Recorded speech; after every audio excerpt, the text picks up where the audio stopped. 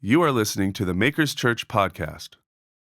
For more information about our community, please visit makerschurch.org. My name's Derek, and I serve here as a lead pastor, and we're going to continue a conversation this morning that we've been in for a few weeks now, wrapped around our year theme titled Here for Good. And so we've been, this is week 3 of a series that we've titled with the same name, Here for Good, and we've been walking through the book of Nehemiah. Last week, I challenged you guys to read Nehemiah chapter 3. How many of you guys did that, made it through? Okay, come on, give yourselves a round of applause. Perhaps one of the most boring chapters in the Bible. But there's still so much there to it. And so if you've not been with us, I'm going to catch you up to speed real quick. The book of Nehemiah is a story about a man who was a slave. He was the son of a slave who was the son of a slave. The children of God, the Israelites, had been overtaken by the Babylonians, and they had been taken into captivity, taken away from their homeland, and the temple had been destroyed, and they're 150 years into this captivity, and the Persians had come in, and they had beat out the Babylonians, and now we find the man Nehemiah, who was the cupbearer to the king of Persia. And he hears a story of one of his brothers who comes back from the land in Jerusalem. The king of Persia had been a bit more benevolent than the king of Babylon, and he had allowed some of them to go back to their homeland and to rebuild the temple. And Nehemiah's brother comes back and he tells them about the temple that had been rebuilt, but the walls had still been torn down around the city. And there was no protection around the new temple that they had built, the temple of God. And so Nehemiah, as he hears this story, his heart begins to break. And he goes to God in prayer and he says, God, what would you have me to do with this? And so as we've seen so far in the story, and the conversation that we've been having is that everybody is a leader. And the whole hope of this series has been for you to begin to see yourself as a leader. And leadership doesn't have to be terrifying. It doesn't have to be a scary thing. It's simply you using the influence that God has given you to impact your world. And this is exactly what Nehemiah did, is he took the influence that God has given him, and he uses it to impact his world. And he goes to the king after he had prayed to God, and he received a vision. And we talked through the lenses in the first week, the first series, about how do we get a vision from God? What are the lenses that we can use to see clearly what God might be calling us into? And it starts with us seeing what is. And that's what we need to do. We need to see what's true, what's real about now. About here. What's real in your marriage? What's real in your household? What's real at work? What's real in your neighborhood or in the city, in your community, in your church? What is? And then we have to ask the question, the lens, to see what should be. And this really has to do with the ideals of God. What is the ideal? What is the idea that God had for your marriage? The idea that God had for your neighborhood, for your friendships, for your relationships, for your community. And we begin to grow a vision about where we must go and how we must be a part of that, because then we begin to see ourselves as difference makers. We begin to think about, somebody ought to do something about that, and that somebody ought to be me. Right? We stop kind of just pointing out all the problems, and we decide, hey, maybe I can be part of this solution. And then to gain a vision that is God-sized, we have to begin to see the greatness of our God. If we look at a problem and we find a solution that we're able to handle, our vision is too small. We need a vision that encapsulates, that takes into consideration the greatness of our God. And so we see throughout the story that Nehemiah goes and he gets a vision. He goes and he looks through those 4 lenses, and he goes to the king and he says, I need you to give me a leave of absence. I need you to give me access to your forest. I need you to make me the governor of Israel. And by the way, you need to taste your own food for a while, and I'm going to be gone, and I'm going to go rebuild this wall. And as the story goes on, we see that he does it. We see that he does it. And I wonder this morning how many times we can go through that process. And we challenged you at the beginning of this series to pray to God for 30 days. Say, God, what vision would you give me? God, what is the vision that you'd give for my life that would speak to the question of what does it mean for me personally to be here for good? What does it mean for me to be here for good? And I want to maybe give you an example of how vision has worked for us as a church. Because I think so many times we think vision is something that we can get, and then all of a sudden we can see it come to pass. Right? We want microwaved vision. We want vision that comes into fruition right away. But I would just want to take you down a walk of memory lane for us as Makers Church. And I want you to participate in this. And as I talk about different milestones along our journey, just give me a shout. You have permission. When I say, like, we were at this place, if that's when you started coming, or just give me a shout to Makers Church. So I'm going to go way back to 10 years ago. And God gave us a vision to start this church. And we started this church right here in really South Park, but we were there for a few minutes. We came to North Park. And we started at Albert Einstein Elementary School, and then, couple whoop. And then we went to Queen Bee's Arts and Cultural Center.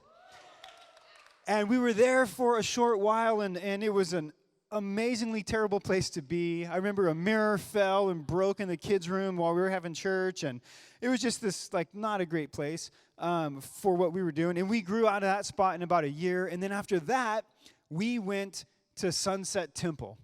And Sunset Temple was also a terrible place to have children and kids.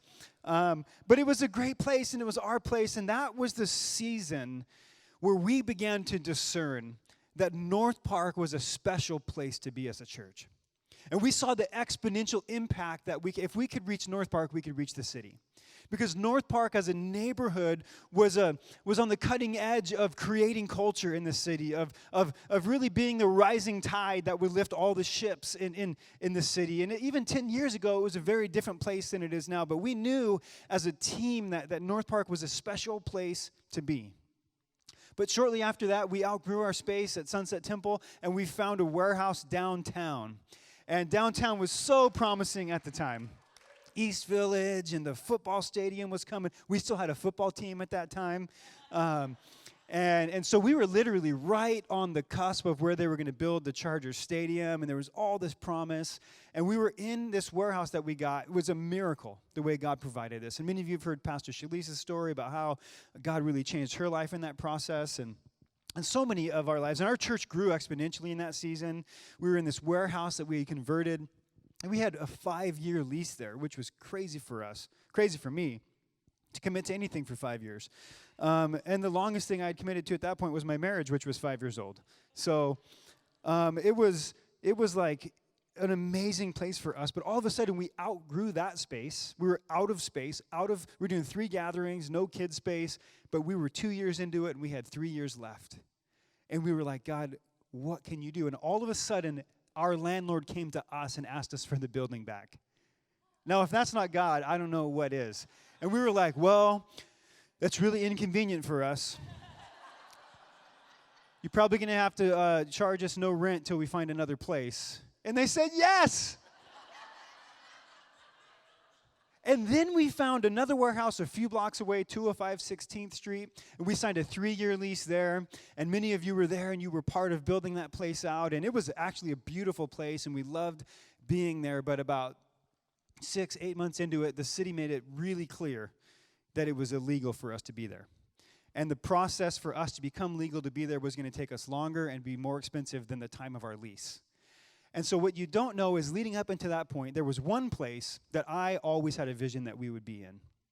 From the day we began as a church, there was one place that I wanted to do church in, and it was the North Park Theater. And I had tried for 7 years to get us into that venue. And there's so much history there. If you guys know the history of the church in San Diego, Horizon Church flipped that place during the Jesus movement in the 70s. And there's a rich history, but it had not been used to worship God for many, many, many, many years. And I had a vision that we would get in there, and I tried with every ounce of my might to get there. At this point, I'd given up on getting it as a venue. I just wanted it for Easter one year. And I kept getting no, no, no, no, no. And right at the time, we found out that we had no legal responsibility. We had a huge legal responsibility to get out of the space downtown.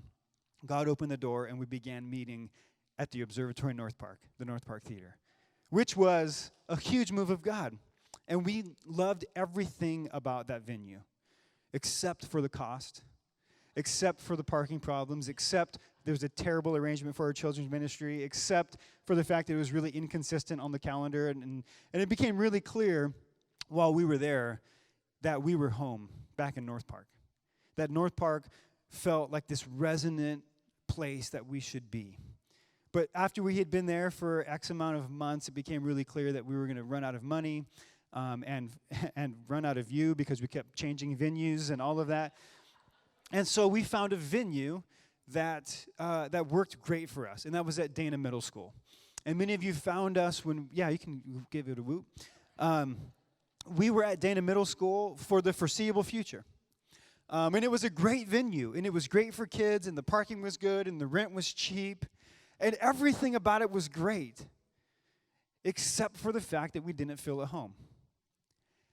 And it was like there was no end in sight. It was like, this is where we're going to be, and this is just going to be kind of one of those things that we're good with. And it was great, and God moved, and many of you found us then, and it was a great place to be. And then all of a sudden, like a year and a half into that, the principal called me up with a month's notice, and he said, hey, we're doing a renovation here, and we need to displace you for an X amount of time, unknown amount of time. And it was in that moment where we began to really discern that we were not supposed to go somewhere else for the short time and go back to Dana Middle School, but that we were supposed to come back to North Park. It was clear as day.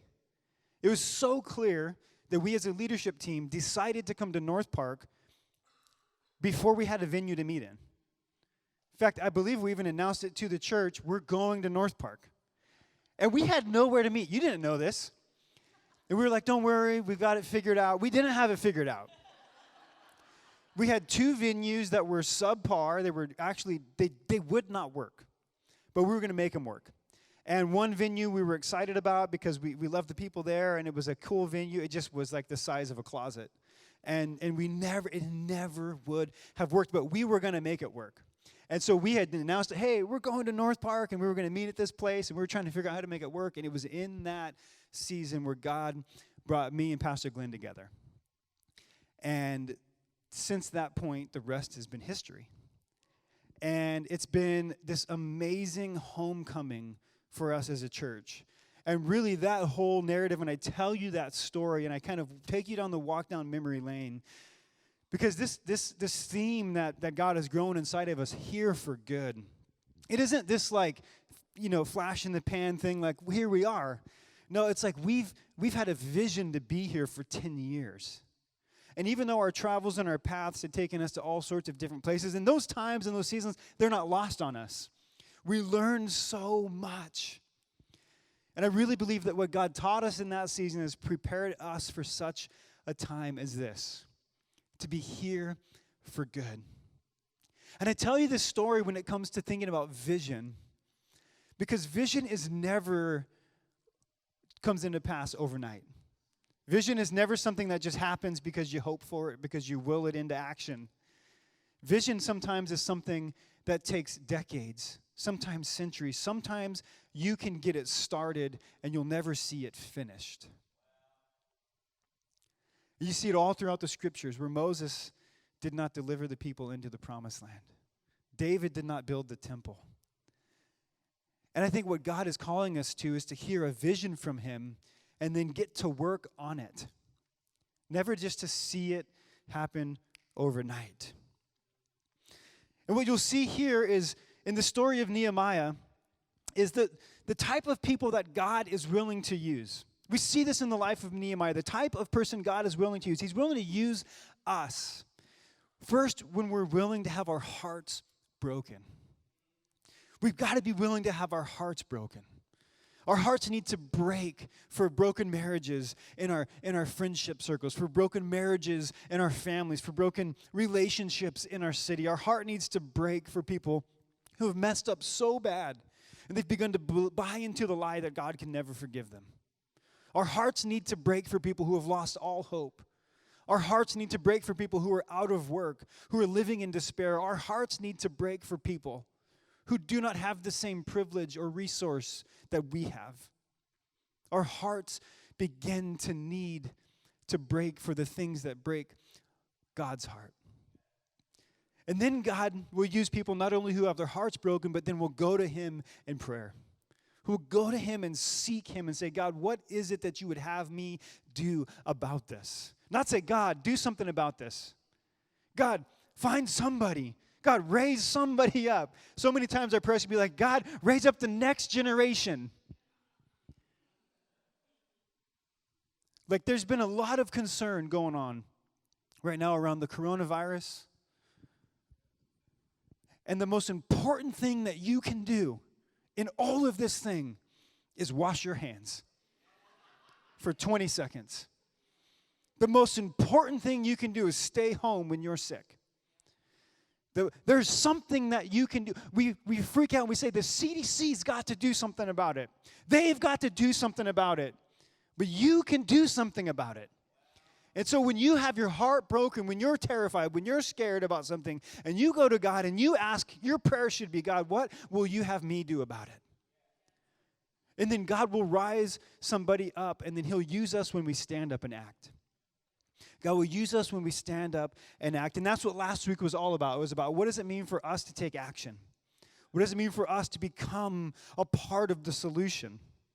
And God will use us when we're willing to stand up and act. And what I want to talk today is about what happens after we do all of that. What happens after we have our hearts broken and we go to God in prayer and then we stand up and act. The next thing that's going to happen is that we are going to face opposition. We're going to face opposition. I'm going to say it like this, and I have it on the screen because I don't want you to miss this. I think this is so important, and this is a promise. Anytime that you have leadership, there's going to be a vision. And anytime you have vision, there is going to be change. And anytime you have change, there is going to be pain. And anytime you have pain, my friends, there's going to be opposition. Do you see the way the cascade flows? When you have leadership, you're going to have a vision. When you have vision, you're going to have change. When you have change, you're going to have pain. And when you have pain, my friends, there will be opposition. There will always be opposition. The very moment that you decide to do something about it, the very moment that you decide to stand up and lead, to take a leadership role, maybe it's in your marriage, honey, I think we have a problem. It's like, Houston, we have a problem. I'm going to lead in my marriage right now. Honey, we need to go to counseling. Ooh, well, that takes some change. That's going to cause some pain. There might be some pushback, some resistance, some opposition. Hey, I got to stand up and act at work. Things aren't right here. There's lying. There's abuse going on. There's this going on. You're going to stand up and you're going to cause a ripple effect. And you're going to ruffle some feathers, and there's going to be some opposition. You want to stand up and make a stink in your city because of some injustices that are going on? Guess what? There's going to be some opposition. Your life gets changed by Jesus, and you start living differently for him, and boom, target on your back. Look at you, hypocrite. Oh, your life is changed by Jesus. Why'd you do this? Why'd you think that? Why'd you say that? Because all of a sudden, when you start to lead, you come out front, and all of a sudden, you're the one taking the risk. You're the one sticking your neck out. You're the one who's going to risk failing. You're the one who's going to risk maybe even doing the wrong thing. And all of a sudden, boom, you've got a target on your back. And when we continue on in the story of Nehemiah, we see this man begin to come into the story named Sanballat. And he's the governor of Samaria. We see here in Nehemiah 4, verse 1, it says, "Now it came about that when Sanballat heard that we were rebuilding the wall, we were doing something about it. And he became furious and very angry, and he mocked the Jews. He spoke in the presence of his brothers and the wealthy men of Samaria and said, 'What are these feeble Jews doing?'" You ever felt like that? Like, oh my gosh, what is he doing? Who does he think he is? Who does she think she is? Are they going to restore it for themselves? No, because they serve a God bigger than they are. Can they offer sacrifices? Can they finish in a day? Can they revive the stones from the dusty rubble, even the burned ones? And so we see here, as soon as they get to work, as soon as they stand up and act, all of a sudden the opposition comes. Begins to try to break them down before they even try to rebuild the wall. Can they do it in a day? No, but they can do it in 52 days. Wall had been destroyed for 150 years, and they rebuilt it in 52 days. And here's the thing. When you get a vision from God and you stand up and act, you better expect opposition. Jesus even promises it. We claim a lot of promises in the Bible, right? God, you could do immeasurably more than we can hope or imagine. We can all this stuff. No, there's a lot of promises in here that Jesus promises us that we go, that's for somebody else. But he says this in John 16:33, in this world, you're going to have tribulation. I don't know who it was that said that once you start to follow Jesus, your life gets easier. But whoever that person was is a liar. I don't know who it was that said, yeah, the moment that you decide to follow Jesus with your life, it's all easy street. I don't know about you, but my life has not been easier since I've started following Jesus. In fact, it's been more complicated, more troublesome than I could ever expect. And that's a promise that's in the Scriptures. When we follow God, it doesn't get easier, but it is a life worth living. So be ready when you start following the vision, because opposition is going to come. And so if that's true, then how are we to respond to opposition? And I think Nehemiah, he gives us a great pathway forward. The first and most important thing when we begin to experience opposition, if we follow in the footsteps of Nehemiah, if we're wise people, we will do what he did, and we will return to prayer. Doesn't that make sense? See, the vision was grown in prayer.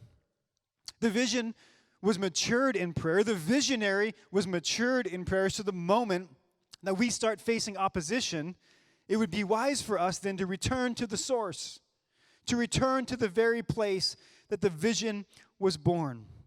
And I think you need to be careful here, because when opposition comes, it's always going to come in the form of a visible enemy. It's going to look like Sanballat. It's going to look like your boss or your employee or the neighbor or the person who's so powerful with those keystrokes on the keyboard.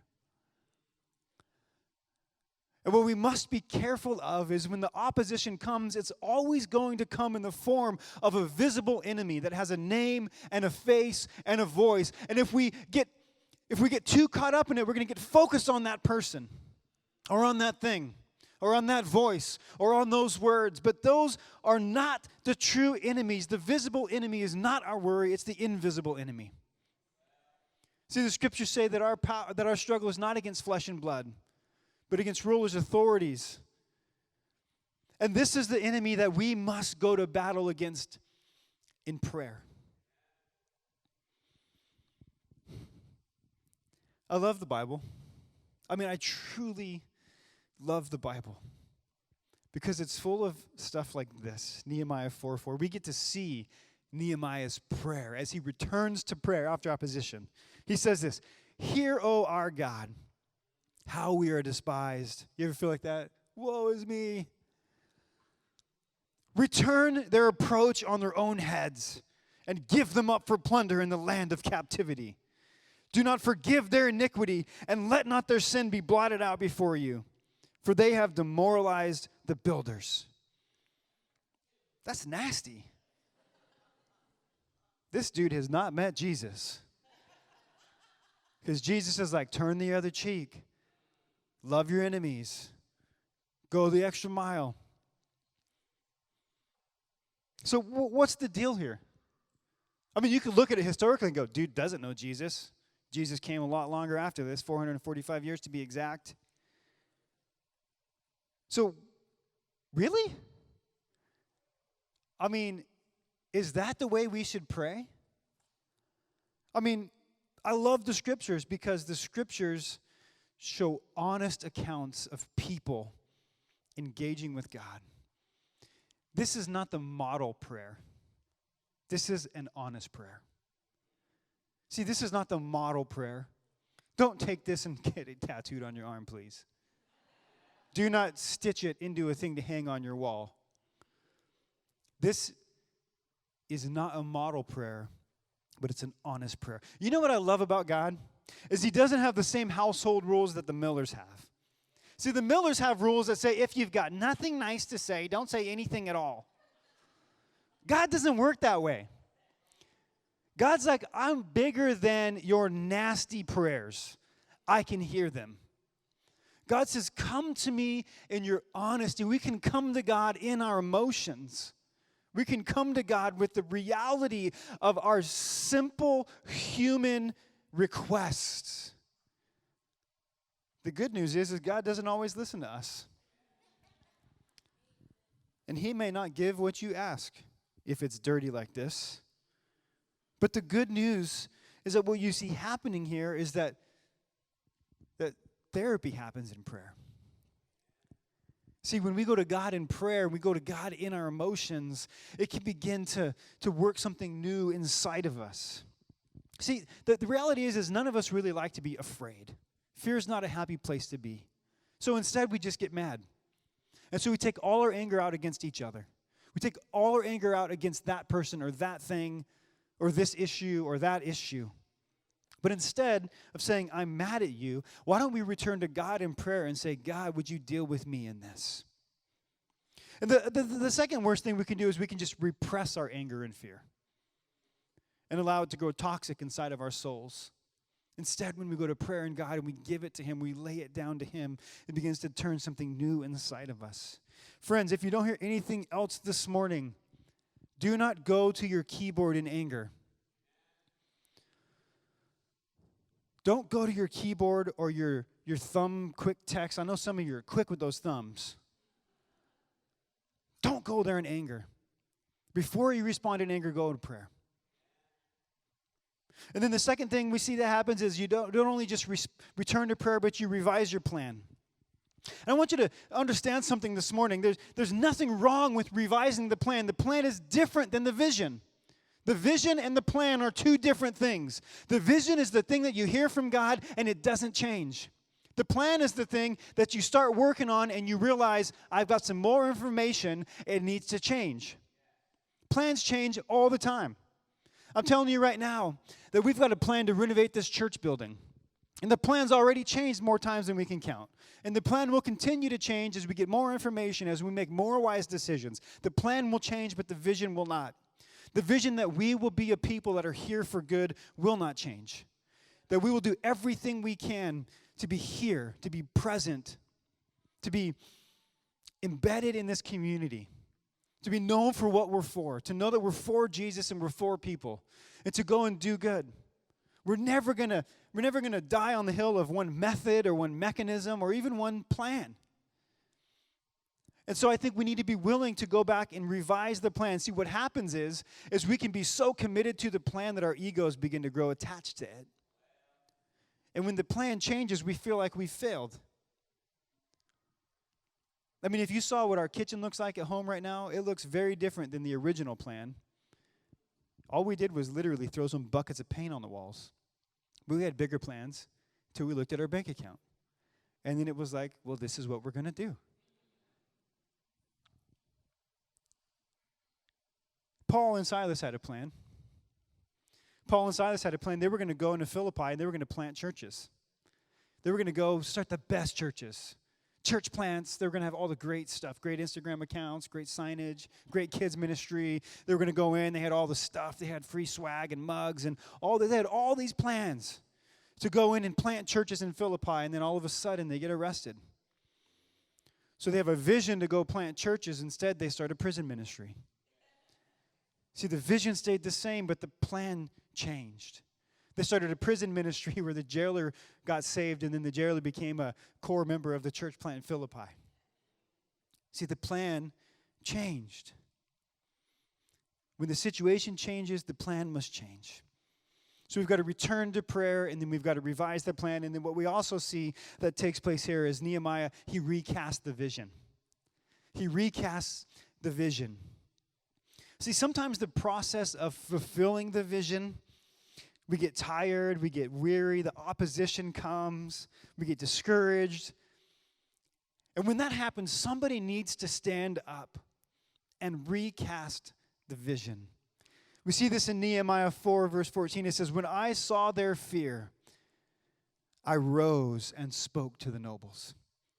When I saw their fear, I rose and spoke to the nobles, the officials, and the rest of the people. Do not be afraid of them. Remember the Lord who is great and awesome, and fight for your brothers and sons, your daughters, your wives, and your houses. See, when we begin to face opposition, we've got to return to prayer, revise the plan, and then recast the vision. And the most important thing is that you might have to be so clear in your vision casting the first few times that even when you forget it, somebody else can stand up and cast it.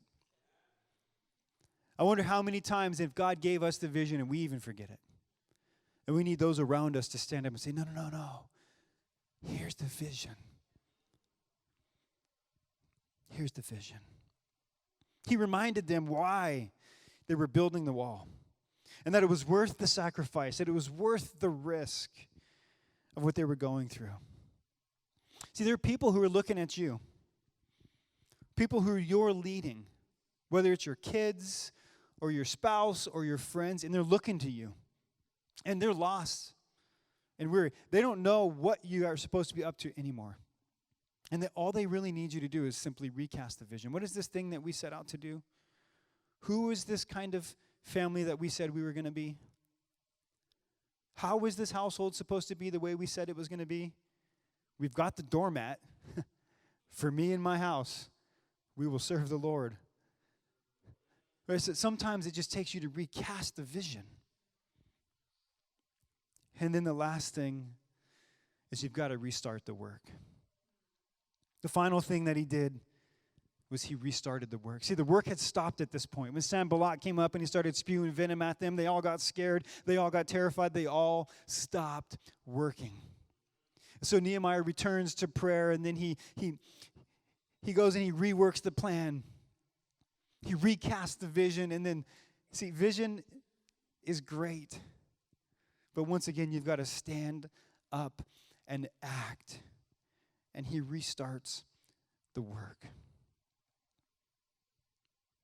I wonder how many times, I wonder where you're at in your journey. I wonder if, you've gone to God and you asked him for the vision. I wonder where you're at in that journey. Is God churning a vision inside of you, or have you heard from God what the vision is? Are you trying to build up the courage to act? Maybe you've begun to act and all of a sudden now you're facing opposition. There's fingers pointing, there's questions being asked, there's all of these things that you're not sure of. And now you need to know that you need to go back to God in prayer. Maybe you need to rework the plan. Maybe you need to recast the vision. Maybe you need to restart the work.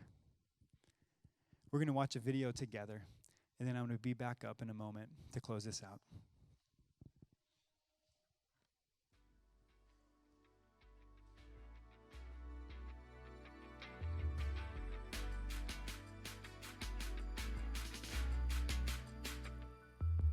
"2019 was a banner year for us in so many ways, as we experienced a fresh, bold, and unprecedented move of God in and through our church, as he brought together two distinct churches. One of our churches, Makers Church, was almost a decade old, and North Park Baptist Church has been on this corner of Bancroft and North Park Way for almost 100 years. And we don't want to lose the idea that we right now have been entrusted with so much, that we have the duty not only to uphold, but to grow. And really it's this kind of century idea that keeps echoing and resonating in our hearts. This idea that God has been at work and moving in and through the people of North Park Baptist Church on this corner for almost a century, for almost 100 years. I think one of the exciting things to me about this merger between the two churches is it is a continuation of exactly what Rob and I have been doing over the last 20 years. I mean, our view was to look at the neighborhood and try to mirror the neighborhood. And we did that, but we got older and the neighborhood changed, and a lot of younger, more cooler people than us moved in, and we couldn't reach them. They're not cooler than us. True. But, they're just younger. Okay, so we realized, but here's the deal: the Makers side, they were reaching people that we could not. When I think of here for good, I think of the word here is a present tense.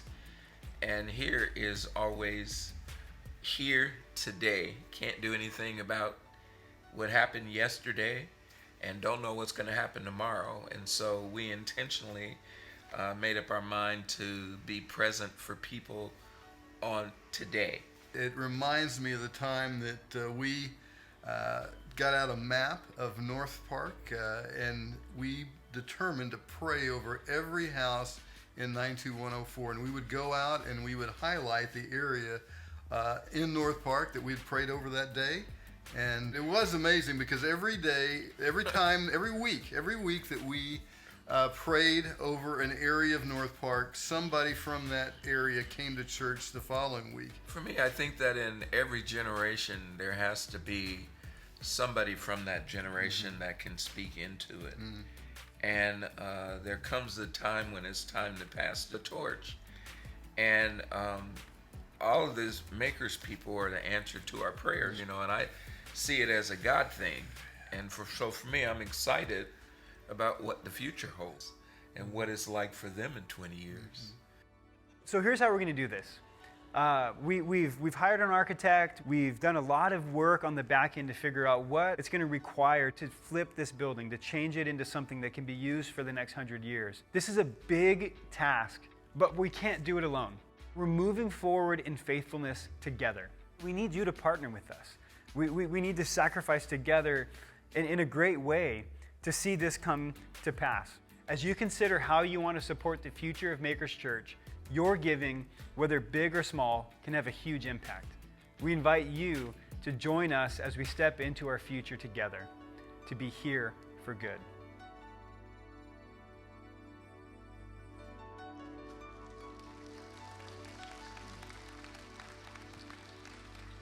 So next Sunday is the end of this Here for Good series, and it's what we're calling Commitment Sunday.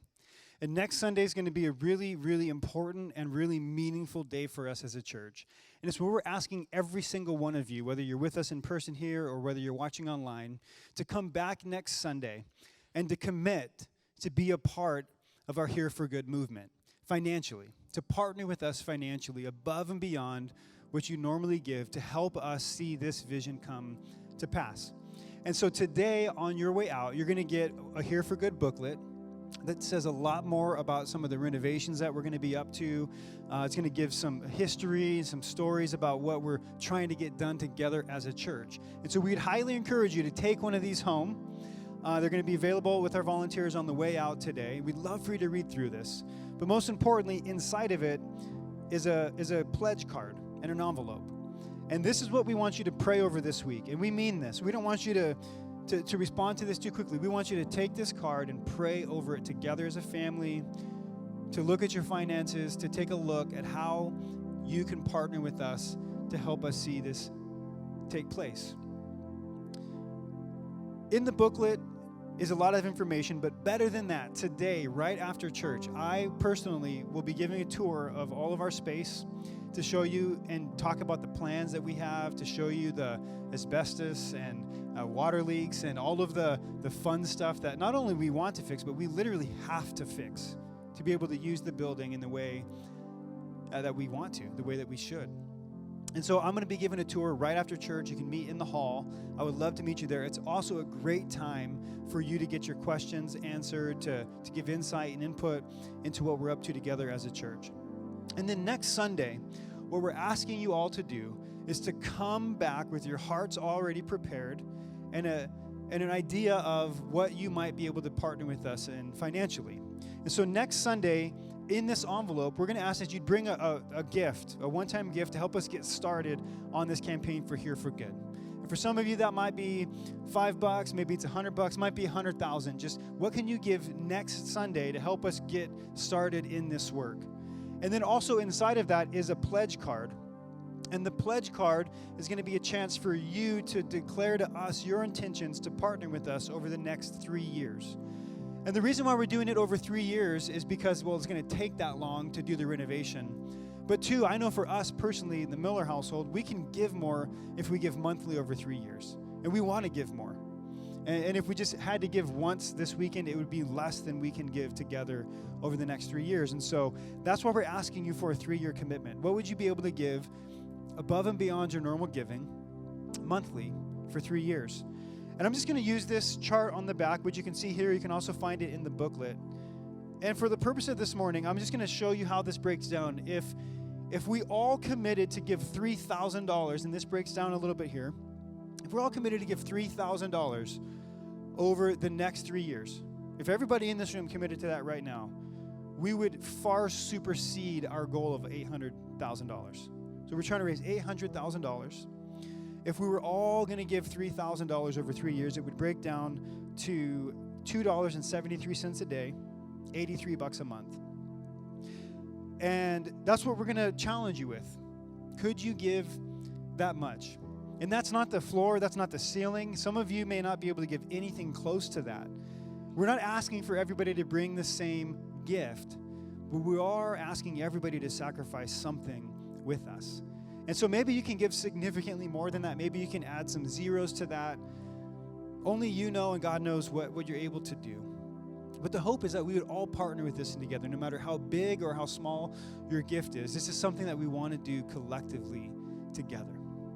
So our ask on your way out is that you'd grab one of these, that you'd go home, that you'd pray over it, and then that you would bring this card back next week with a gift and an intention laid out in your pledge card of what you'll be able to give with us.